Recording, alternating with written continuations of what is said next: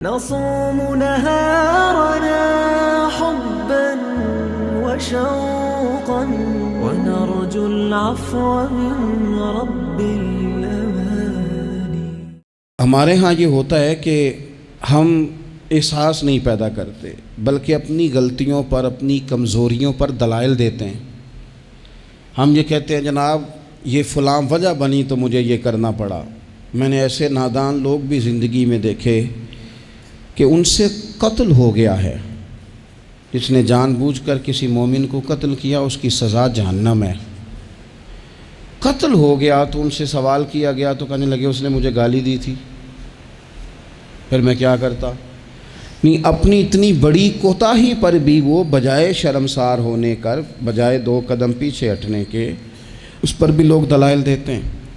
تو اگر کسی بندے کو کبھی اس سے کوئی ایسی غلطی سرزد ہو گئی، کوئی ایسا اس سے حقوق العباد کے مسئلے میں کمزوری اس سے واقع ہو گئی اور پھر اس کو احساس ہو گیا اور حالات اس طرح کے ہو گئے کہ اب وہ معافی بھی نہیں لے سکتا، وہ لوگ دنیا میں موجود نہیں رہے یا وہ ان پر ملاقات کرنے سے ان سے ملنے سے قاصر ہے، کسی ایسے مقام پہ ہے اور وہ حق ادا بھی نہیں کر سکتا، لیکن اسے احساس پورا ہے، توبہ پوری کی، کوشش پوری کی، تو ایسے بندوں کی بھی اللہ قیامت کے دن صلح کرا دے گا. نبی کریم صلی اللہ تعالیٰ علیہ وآلہ وسلم نے ارشاد فرمایا کہ ایک بھائی صبح قیامت اپنے بھائی پر مقدمہ کرے گا، اے میرے مالک اس نے مجھے بڑا ستایا، اس نے مجھے بڑی تکلیف دی، فلاں جگہ اس نے میرے اوپر بڑی آزمائش مسلط کر دی، بڑی ساری تکلیفوں سے گزارا. اس سے مراد مسلمان بھائی ہے، وہ اس کا دوست ہو یا کاروباری ساتھی ہو یا سگا بھائی ہو یا کوئی بھی ہو. حضور فرماتے ہیں وہ مقدمہ کرے گا. یہ مسند امام احمد بن حنبل میں حدیث موجود ہے. عرض گزار ہوگا اے کائنات کے رب اس نے بڑی تکلیف دی، بڑا ستایا، مہربانی کی جائے مجھے اس سے بدلہ لے کے دیا جائے. اب بندہ جو سامنے جس پر مقدمہ دائر کیا جا رہا ہے وہ تو مرتے دم تک توبہ کرتا رہا، احساس ہو چکا تھا، ازالے کی کوشش کرتا رہا، لیکن اسے موقع میسر نہیں آیا، حالات ہی ایسے نہیں تھے. اب اللہ کے محبوب فرماتے ہیں رب اس مقدمہ کرنے والے سے کہے گا چل اپنے بھائی کو معاف کر دے. وہ پھر اپنا دکھڑا سنائے گا، اپنے اس درد کی شدت کو بیان کرے گا جو اس کی طرف سے آنے والی تکلیف پر وہ آزمائش سے گزرا، اس کا اظہار کرے گا کہ مالک میں تو بڑی تکلیف میں رہا ہوں، ایسے معاف کیسے کر دوں؟ تو اللہ کریم فرمائے گا اٹھ پھر وہ سامنے جنت میں نظر ڈال، وہ مکان دیکھ سامنے، وہ دیکھ کے کہے گا سبحان اللہ اتنا خوبصورت مکان، اتنا عالی شان محل. جلدی سے عرض کرے گا مالک یہ کس کو ملے گا؟ تو رب فرمائے گا جو اپنے بھائی کو معاف کر دے. تو فوراً سے پہلے عرض کرے گا اللہ میں نے معاف کیا، اللہ میں نے معاف کیا، اللہ میں نے معاف کیا. تو رب کریم فرمائے گا پکڑ پھر اپنے بھائی کا بازو اور جا، میں نے تم دونوں کے لیے جنت میں مکان بنا دیے. تو ایک تو یہ یاد رکھیں کہ کوئی شخص اگر یہ دعویٰ کرتا ہے کہ میں نے کبھی، ہمارے ہاں بہت سارے لوگ ایسے ہیں جو بعض اوقات بات کرتے ہیں تو ان کی بات سے انا پرستی چھلکتی ہے. وہ کہتے ہیں جی یاد تو نہیں کبھی کسی کے ساتھ زیادتی کی ہو. میں نے کہا یہ تو آپ نے بہت بڑا ہی دعویٰ کر دیا ہے. تو بہت بڑا دعویٰ کر دیا آپ نے، ایسے تو ہوتا نہیں. کبھی کبھی انسان جو اس کے زیادہ قریبی لوگ ہوتے ہیں، زیادہ قریبی ساتھ رہنے والے، اسے ان کے بارے میں زیادہ حساس ہونا چاہیے. میں نے دیکھا ہے کہ ڈھیر سارے لوگ ہیں جن کے ذمے بڑے لوگوں سے معذرت کرنا ہے لیکن تیار ہی نہیں. ہمارے ہاں لوگ حکومتیں کر کے چلے گئے اور ان کے دور حکومت میں بڑے بڑے سیاہ قسم کے حالات ہوئے، لوگوں کو بڑی تکلیف ہوئی، لیکن رخصت ہونے کے بعد جب ان سے وجوہات پوچھی گئیں تو کبھی کوئی شخص ماننے کو تیار نہیں ہوا. کبھی کسی شخص نے یہ نہیں کہا کہ مجھ سے غلطیاں ہوئی ہیں، مجھ سے کمزوریاں رہ گئی ہیں، بلکہ کچھ لوگ مستقل بنیادوں پر بٹھائے ہوتے ہیں جو سارا دن یہ گنواتے ہیں کہ ان کی تو غلطی ہے ہی کوئی نہیں، وہ تو بڑے کامیاب ترین لوگ ہیں. حالانکہ جو بڑے بڑے لوگ تھے، بڑے بڑے لوگ، حضرت عمر فاروق جیسے بڑے آدمی تھے نا، حضرت عمر فاروق، تو آخری وقت میں جب آپ کو زخم لگ گیا تو لوگوں نے آپ کی تعریفیں کی کہ آپ بہت بڑے ہیں، آپ نے بڑی خدمت کی، تو حضرت عمر کہنے لگے مجھے اپنی غلطیوں کا بھی احساس ہے اور تم میری تعریفیں کر رہے ہو۔ یہ جملہ دیکھیں، فرمانے لگے مجھے زیادہ اجر کی ضرورت نہیں، بس دعا کرنا میری نیکیاں اور میری غلطیاں برابر برابر ہو جائیں اور رب مجھے معاف کر دے، بس چونکہ مجھے اپنی کمزوریوں کا بھی احساس ہے۔ یہاں یہ معاملہ ہوتا ہے کہ لوگ جب غلطیاں کر رہے ہوتے ہیں، ظلم کر رہے ہوتے ہیں، زیادتی کر رہے ہوتے ہیں، تب وہ سمجھتے ہیں کہ ہمیں تو کوئی دیکھنے والا نہیں۔ میرا اللہ قرآن حکیم میں فرماتا ہے وَلَا تَحْسَبَنَّ اللَّهَ غَافِلًا عَمَّا يَعْمَلُ الظَّالِمُونَ، فرمایا ظالم جو کام کرتے ہیں ہرگز نہ سمجھنا کہ اللہ ان کے کاموں سے بے خبر ہے، وہ وقت کا انتظار کریں۔ وَلَا تَحْسَبَنَّ اللَّهَ غَافِلًا، گمان نہ کرنا، ہرگز گمان نہ کرنا کہ اللہ غافل ہے، يَعْمَلُ الظَّالِمُونَ، ظالموں کے کاموں سے۔ جو زیادتیاں لوگ کرتے ہیں، جو ظلم و ستم لوگ کر رہے ہیں، جس نے اپنے بچے کو پیسوں کے زور پر کسی غریب کے بچے کا میرٹ پیچھے کر کے اپنے بچے کا داخلہ کرایا ہے اور مبارکیں بھی وصول کی ہیں، تو لوگوں کو تو نہیں پتا کہ اس نے پیسے دے کے داخل کرایا ہے، پر رب تو غافل نہیں نا اس کام سے، اللہ کو تو پتہ ہے۔ جس نے اپنے بچے کی نوکری بہت سارے لوگوں کا میرٹ پیچھے کر کے پیسے اور سفارش کے زور پر کرائی ہے، تو مالک کو تو پتہ ہے، لوگوں سے اس نے مٹھائیاں وصول کر لیں، تختیاں بھی لگوا لیں، شور بھی ہو گیا، لیکن اللہ تو جانتا ہے۔ وَلَا تَحْسَبَنَّ اللَّهَ غَافِلًا عَمَّا يَعْمَلُ الظَّالِمُونَ، لوگ غافل ہو سکتے ہیں، رب غافل نہیں ہے، گمان بھی نہ کرنا۔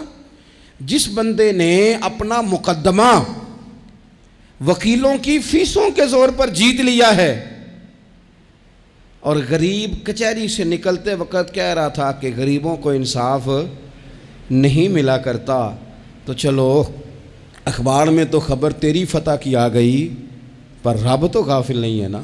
ایک عدالت قیامت کے میدان میں بھی تو لگے گی نا، وہاں بھی تو ڈھیر سارے انصاف ہونے ہیں نا۔ جس شخص نے کسی کی زمین پر قبضہ کر لیا ہے اور سامنے والا مجبور تھا، تنگ دست تھا، کمزور تھا، وہ اتنی نہیں رکھتا تھا کہ وہ بندوقیں اور پسٹل اور گنڈے اور بھتہ خور بندے لے کے آئے اور اپنا قبضہ چھڑوا لے، تو نے لے لیا، ہو گئی بات، لوگوں کو تو نہیں پتا، پر رب تو غافل نہیں ہے نا۔ میرے رسول پاک صلی اللہ علیہ وسلم نے فرمایا جس نے کسی کی زمین پر ایک بالشت قبضہ کیا، قیامت کے دن اللہ تعالیٰ ساتوں زمینوں کا توق بنا کے اس کے گلے میں ڈال دے گا، اس کی گردن ٹوٹے گی، جھکے گی، وہ کہے گا مالک یہ تکلیف تو فرمایا دنیا میں تجھے شوق پڑا تھا نا زمینوں پر قبضے کا، تو رکھنا ساری ہی اپنے پاس، کرنا کنٹرول۔ لڑ لڑ کے تھک گئے، حالات خراب ہو گئے، بہنوں کے حصے کھا گئے، پڑوسی اگر مجبور تھا تو بیچنا چاہ رہا تھا تو اس پر سٹے لے کے آ گئے کہ یہ کسی اور کو بیچ نہ سکے، دے تو مجھے ہی دے۔ قانون کو کٹ پتلی بنا کر اپنے ہاتھوں میں کھلواڑ کیا، مستقل بنیادوں پر پکے پکے قانونی مشیر رکھ لیے، سمجھا کہ دنیا کو تو پتہ نہیں چل رہا۔ تو وَلَا تَحْسَبَنَّ اللَّهَ غَافِلًا عَمَّا يَعْمَلُ الظَّالِمُونَ، رب تو ظالموں کے کاموں سے بے خبر نہیں ہے، اللہ تو بے خبر نہیں۔ بڑا کچھ لوگوں نے کیا، بڑا کچھ کیا، بڑی بڑی زیادتیاں پسے پردہ کی، بڑے بڑے حقوق پہ ڈاکے ڈالے، بڑا کچھ ہی ہوا، لیکن پھر آرام کی نیند سو گئے۔ پھر نے سوچا کوئی سوال جواب نہیں، کوئی بات نہیں، کوئی پوچھنے والا نہیں، تو مٹی دیں تے مٹی رہنا ہی، ایمی کا دی بلے بلے، اج مٹی دے اتے بندے آتے کل مٹی دے تھلے۔ بعض لوگوں کو بات کرنے کا سلیقہ زیادہ آتا ہے، پنچایت میں جیت جاتے ہیں۔ بعض لوگ وکیل مہنگا لے لیتے ہیں، ویسے وکیل مہنگا ہوتا کیوں ہے؟ وکیل کے مہنگا سستا ہونے کی وجہ کیا ہے؟ قانون آئین تو ایک جیسا ہے نا، دلائل تو قانون کے اندر ہی دینے ہیں، کتابیں سب نے ایک جیسی پڑھی ہیں، ڈگری بھی سب کے پاس ایک ہی ہے، ایک ہی ملک ہی ہے، تو یہ مہنگے سستے کا کیا مطلب ہے؟ وکلاء کے زور پر مقدمے جیتے جاتے ہیں، وکلاء کے زور پر۔ اور اگر خبریں ایسی بھی ہوں کہ بعض عدالتیں بھی پریشر قبول کرتی ہیں، بعض ادارے بھی پریشر قبول کرتے ہیں، پھر ملک نہیں بنا کرتے، پھر صرف کشتیاں لڑی جاتی، صبح سے شام تک کشتی لڑو اور شام کو کہنا کہ نہیں رزلٹ ٹھیک نہیں آیا، جو ریفری تھا، جو امپائر کھڑا کیا تھا، اس نے کہا نہیں یہ کھیل دوبارہ ہوگا، سویرے پھر شروع کر دو، ٹھیک ہے، باہر جو لوگ ہیں بیچارے وہ اپنی جگہ پہ ہیں تو ہیں، ختم ہو گئی بات۔ آپ دیکھ لیں ہمارے ملک میں جتنے بھی سنجیدہ فکر لوگ ہیں وہ زیادہ پریس کانفرنسز نہیں کرتے، وہ زیادہ شور شرابہ نہیں کرتے، کچھ پکے لوگ رکھے ہوئے ہیں جن کی ڈیوٹی چرب زبانی ہے، جن کی ذمہ داری ہر وقت آنکھ کو بھڑکا کے رکھنا، جن کے ذمے یہ کام لگایا جاتا ہے سوائے اس کے انہیں کچھ بھی نہیں آتا، صرف اتنا ہی جانتے ہیں کہ ہم نے سامنے والے کی پگڑی کو کیسے اچھالنا ہے۔ تو کبھی بھی کسی موقع پر بھی کسی کی ایک پائی بھی ظلمن کبھی بھی اپنے قبضے میں نہ لیں۔ یاد رکھنا رزق زیادہ ضروری نہیں ہوتا، رزق برکت والا ضروری ہوتا ہے، تھوڑا ہو لیکن اس میں برکت ہو، کثرت سے کام نہیں چلتا، برکت سے کام چلتا، بہت پیسے ہوں لیکن ان میں برکت ہی کوئی نہ ہو، آتے بھی جا رہے ہیں اور جاتے بھی جا رہے ہیں، کوئی سمجھ نہیں آ رہی۔ تو ظلم اور زیادتی اور جبر ہمارے ہاں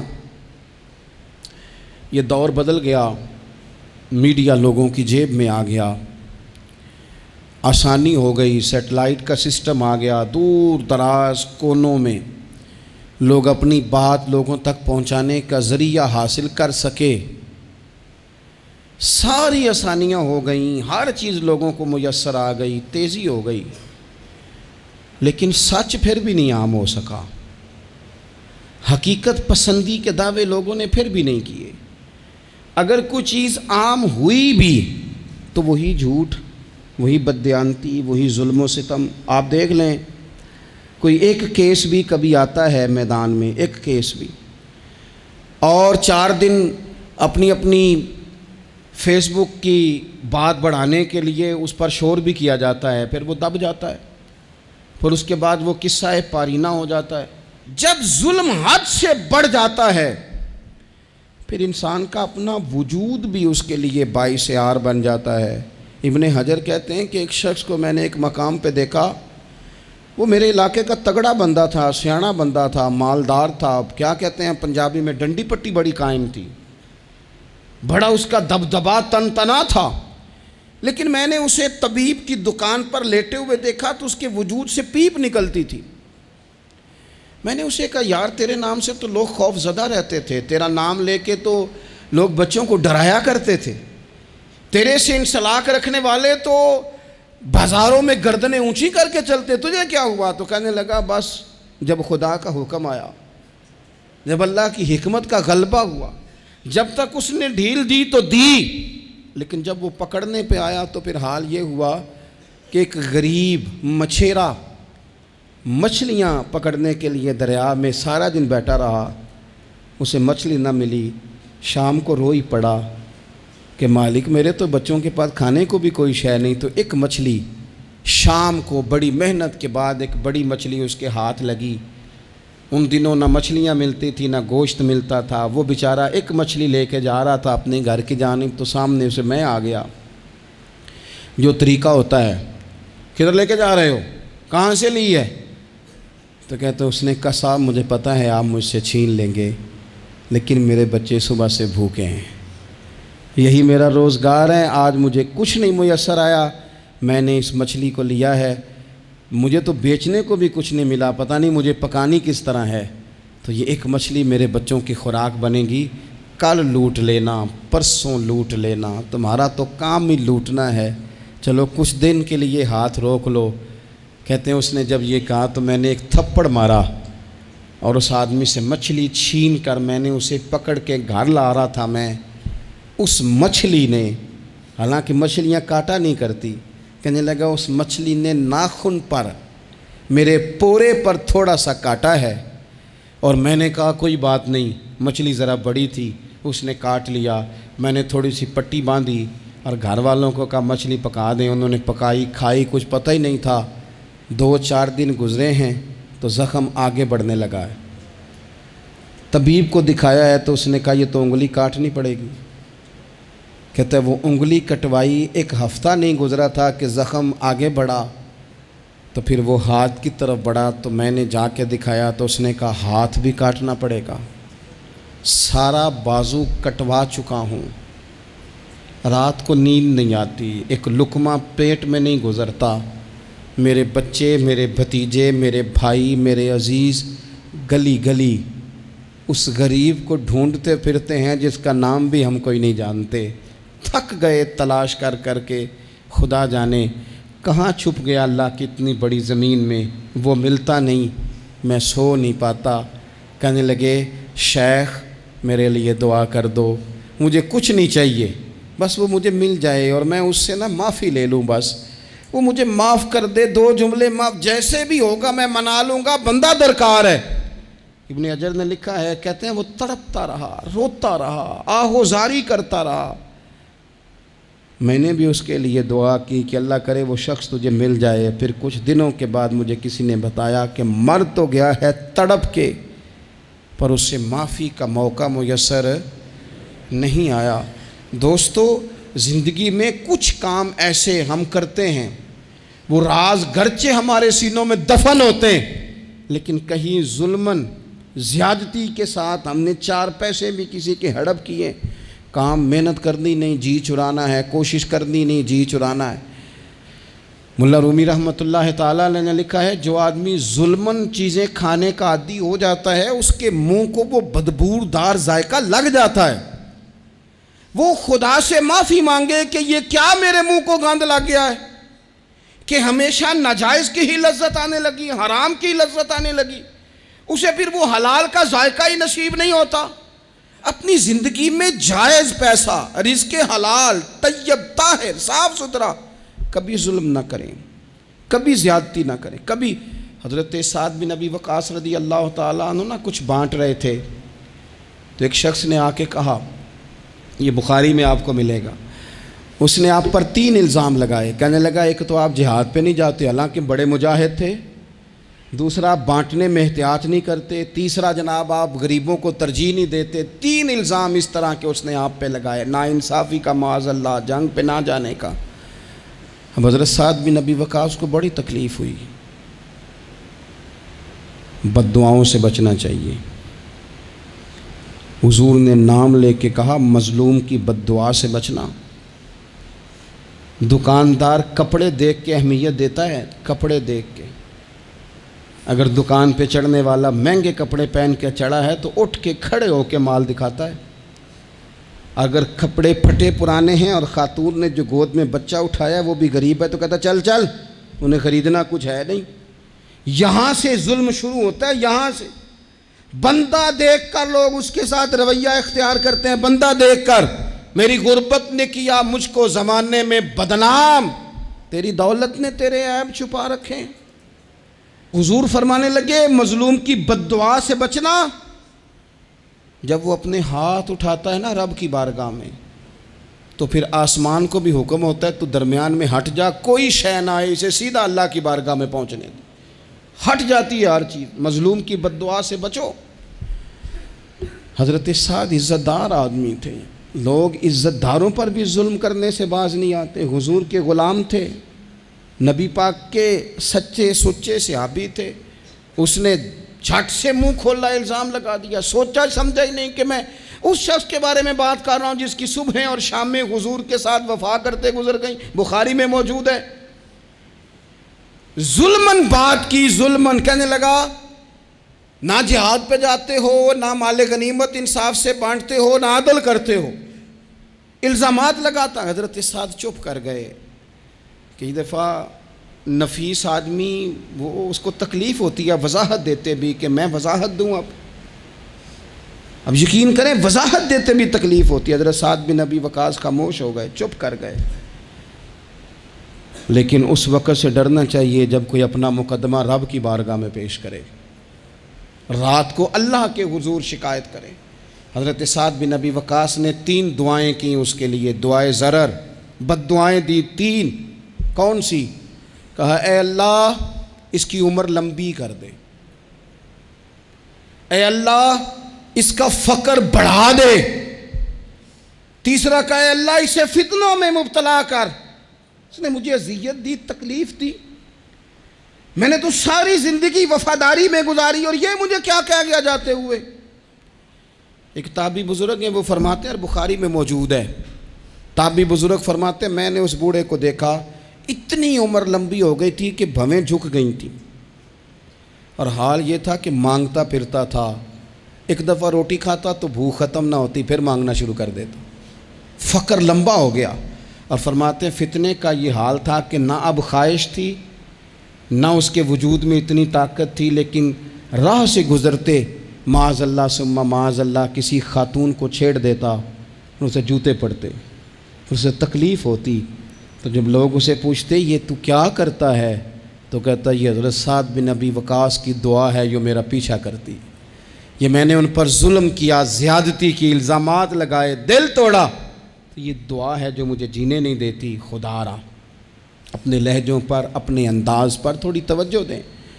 ہم مطلب وہ جب ہمیں پتہ ہوتا ہے نا کہ یہ سامنے والا کمزور ہے، 2 باتیں سن لی ہیں، تو پھر ہم 100 سناتے ہیں، پھر ہم کئی 100 سناتے ہیں، پھر تو ماں بدولت باز آنے کو تیار نہیں ہوتے.